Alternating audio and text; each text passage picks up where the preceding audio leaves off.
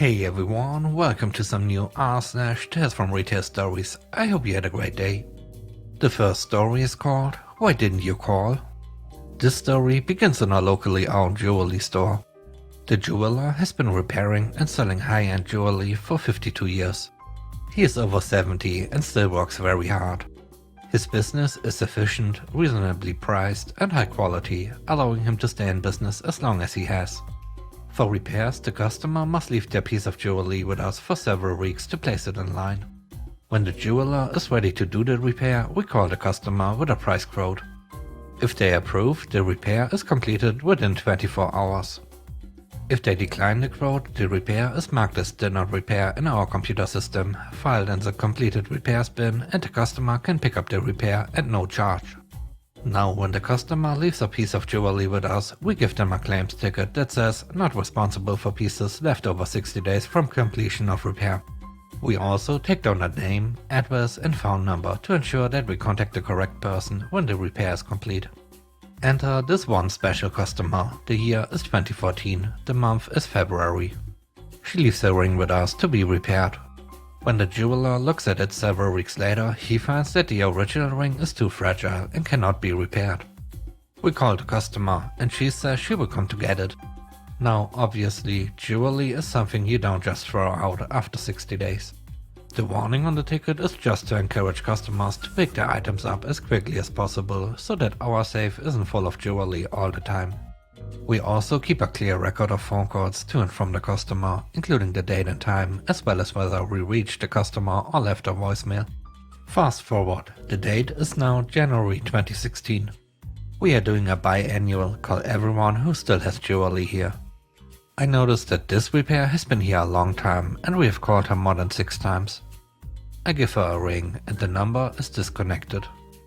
We decide that after 2 years anything could have happened to this woman and no one knew to come to pick up the piece. It was a piece of junk anyway, and on top of that it was broken beyond repair, so we got rid of it. The date is now April 2017. Enter a woman to the jewelry store. She says she is here to pick up a repair, but when I look it up in the system, it says it was picked up in January 2016. Now obviously this woman is furious that someone else could have picked up her repair.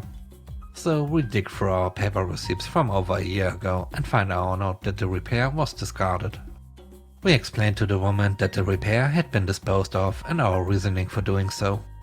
We apologized, but there wasn't anything to do. My favorite part is when she says, "But why didn't you call me?" Ma'am, we did call you. We spoke with you several times, as I see here in our notes, and you kept saying you would come to pick it up. But after 2 years your number was disconnected and you did not leave any method of contact. If you look at our ticket, you will see that there's a warning that we are not responsible past 60 days. We did you the favor of keeping your item for 2 years, but there's nothing else I can do for you. Honestly, I'm not sure what she even wanted with that item anyway. The next story is called 3 Teams Come Into Our Store.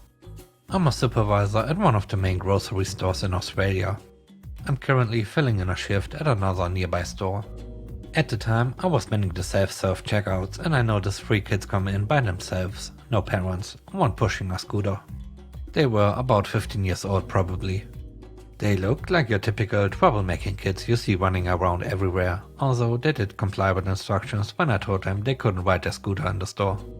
One of them grabbed a Kit Kat and purchased that and started to eat it, while the others grabbed a 24-pack of soft drink cans. The 2 with the soft drink proceeded to come through self-serve and start to put money into the machine, but then they noticed they were short. While they are discussing urgently about why they are short and did the Kit Kat guy spend their money, one realized he had lost a $5 note. I was feeling in a good mood and spontaneously decided to cover the $3 for them. They were polite and said thanks. But the reason this is a great story is for what happened next. One of the kids found their $5 they dropped on the floor outside the store, came back and offered it to me, which I refused and said they could keep it. They then asked that I take it, and if any other customers were a few dollars short, I use it to cover the extra as their way of paying it forward.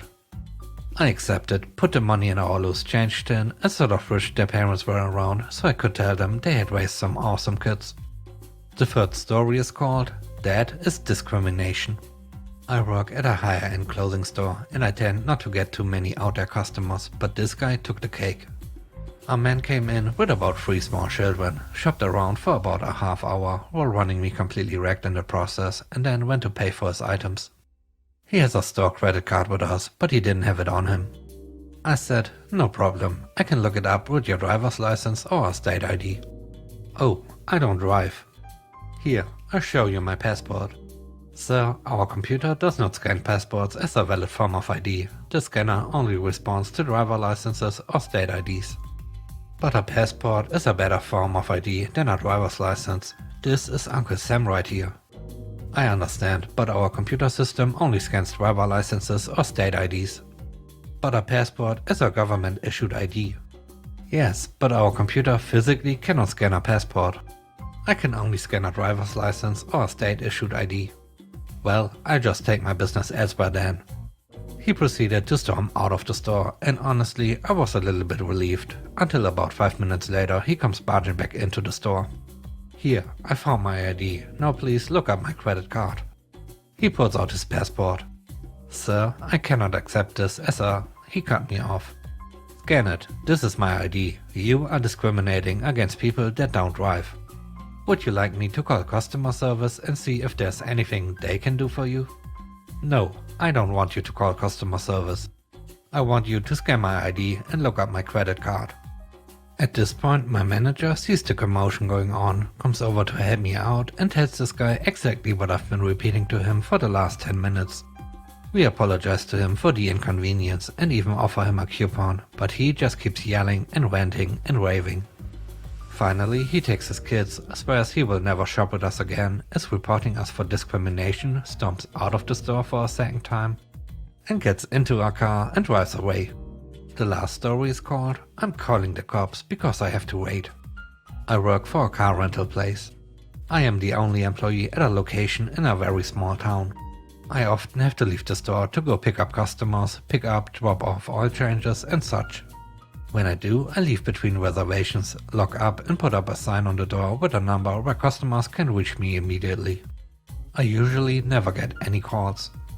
However, yesterday a woman called while I was out dropping off a customer to a body shop. She seemed perfectly reasonable at first. Thanks for calling, how can I help you? Hi, will you be back soon? I don't have much time. For the record, she had no reservation and had not previously contacted the store. Yes ma'am, I'm just dropping off a customer. It should be about 5 to 10 minutes. I'll be waiting. And with that, she hangs up. Literally 2 minutes later, she calls back. Sir, I just can't let you do this. Do what? You abandoned the store and I am going to call the cops if you don't show up soon. I had to laugh from confusion and said, that won't be necessary ma'am. I'll be back very soon and the cops aren't. But she hangs up. I show up 4 minutes later and swear to God the cops were waiting with her, visibly unsure about why they were there. If you're counting, she waited a total of 6 minutes max after I knew she existed, which is shorter than I've waited for fresh nuggets in a drive-thru. She had no reservation, with not having previously contacted a business that operates based on reservations, and literally called the cops. The cops asked, what's the problem here? I was astonished and said, I have no idea, you have to ask her. The cops had already talked to her and were unable to seriously address her. They look at us and back at each other, then back at me. We hope you have a better day.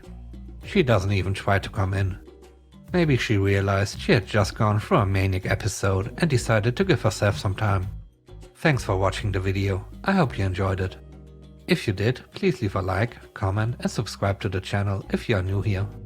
Let me know what you think about the video in the comment section below. Have a great day, bye bye.